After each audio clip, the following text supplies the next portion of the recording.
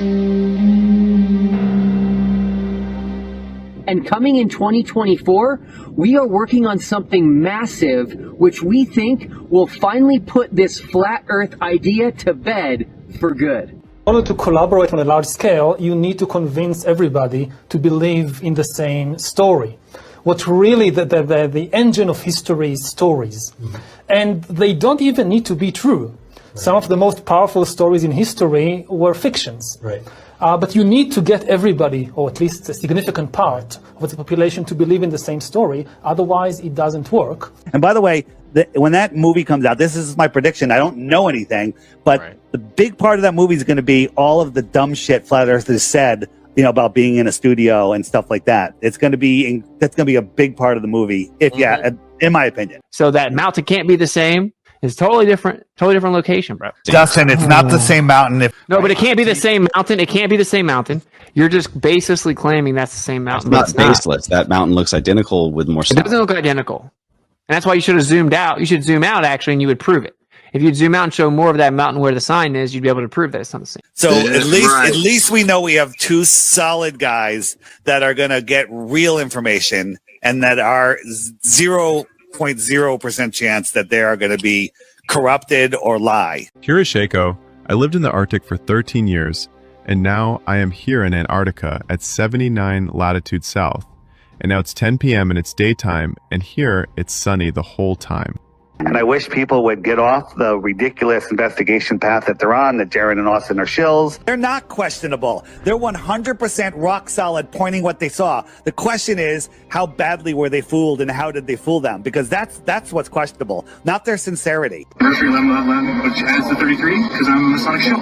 He just said, he spoke pretty quick there, that he was married on 11/11/11, which equals 33. So at least we know we have two solid guys that are going to get real information, and that are 0.0% chance that they are going to be corrupted or lie. You need to convince everybody to believe in the same story. I think we have our two best guys going, by the way. I think Austin and Jaron going together are the two most equipped. Because I'm a Masonic shill. Jonathan's a real flat earther. What I'm saying is, you know, let's say you present me 100 ideas, and a couple of them, for whatever reason, not 100, 5. Okay, 5. Yeah, no, let's do it. I'm very interested. I'm here for this, actually. Okay. Jonathan, how much are you getting paid? Well, how much am I getting paid? Yeah. Listen, wait, don't answer that, Jonathan. Don't answer that. Will Duffy, Jonathan needs to get paid for his time. Will hired him. Okay, we could hire somebody. So I'm going to stand up for Will on that one. He hired him. Flat Earth documentary filmmaker coming. That doesn't make any sense. You've been a flat earther for 8 or 9 years, and you just said we go to space. Another red flag, bro. He's a real flat earther for sure. Okay, well, excuse my my grammar, but my thoughts were, send us up in a ship as high as it'll go with one of these ships, and like, obviously if they don't send us in a ship high enough, oh, there's an issue. If they do send us, what will we see? Would you publicly become enemy with the Masonic organization? Yeah, because it's against their brotherhood to speak against them publicly. And we're in public, right? That's why I'm asking this last question, and I'm going to mute my mic and pass it. So no, you wouldn't make a film speaking out against them? Well, it depends on the criteria. Are they hurting someone? Well, by you asking that question, I'm almost going to have to suspect that you should already know that, sir, being a truth finder. They're hurting a lot of people, and I'm surprised you don't already know that. Jonathan, what's your top 3 points that make you a flat earther? Let's hear it. Well, okay, so it's evolving every day. I really am into the 3 suns in Russia. I'm into the 3-body problem, and now you can have celestial lineups like we're going to have January 25th, where all the 9 planets line up. Right? We can't predict that, and yet we do with very pinpoint accuracy. So there's that. There's I haven't seen anything that disproves curvature. It seems like pilots I've spoken to in the Chicago airport, where I was on a 6-hour layover once.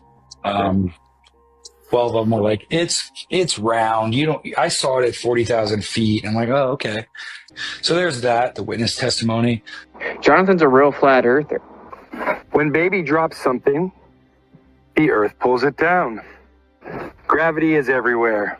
So he basically, everything that I grilled him on, he gave the perfect answer. the Earth go round the sun. Gravity is even at the park. Baby climbs up, and gravity helps him down. He's a real flat earther for sure. Whee! Baby loves gravity. A lovely book. Thank you for letting me jump in. Thanks for reading it. Jonathan's a real flat earther. I'm telling you, factually, I did not hit a vape, walk over to the camera, and exhale a vape.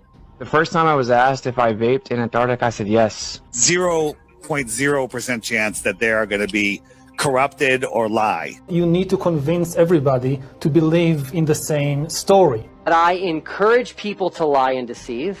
I only. What was your third question that I forgot? Did we? What is there a 24-hour? Yeah. Second? Footage. The 24-hour live footage. So live footage. So by that you mean there's like 24 hours consecutively unedited. Yeah, because that's what was basically, they faked it for years, and then that's what was promised. So yes. Okay. So live stream. When we got there, they tried to set up a live stream. Mark was there and tried to put it on Candace's Rumble. They set up a phone to do, and you had to manually move it and track it. At like 12 hours, a little after 12 hours, the phone crashed. So the live stream didn't work. And yeah, one last thing is the 24-hour live stream that we attempted down there. There were a couple of factors that happened. So Will brought his own Starlink. He brought this gigantic, it's like a marine, it's like a $2,500 antenna because you need a special Starlink for Antarctica apparently. So he set it up at home, he tested it, it worked, didn't leave it powered up for long, and brought it down to Antarctica. Apparently it required a software update, which went at 3 o'clock in the morning, Antarctica time, which was still broad daylight down there, and that took it offline. But things happen when you're in one of the most extreme and remote environments in the world. You need to convince everybody to believe in the same story. And because Will encourages people to lie and deceive, you can't trust Will. Who I am as a person is I have to call it like I see it. That's just who I am. And this is exactly how I see it. It's up to the person you're telling to choose to believe it or not. It's as simple as that. You tell the lie, they're either going to believe it or they're not going to believe it. But when you deceive, you're actually trying very hard to set things up in such a way to ensure or guarantee as much as possible that the truth will not be discovered. I have sent people flat earth clues as well, because it's very easy to remember. You picked a good title, Mark. Thank you. No, you're welcome. They gave it to him. A wealthy globe Earth proponent named Will Duffy launched a campaign dubbed The Final Experiment. The only reason this strawman argument even has any legs to stand on are because a couple suspicious, shilly, so-called flat earthers who I have repeatedly called out as disinformation agents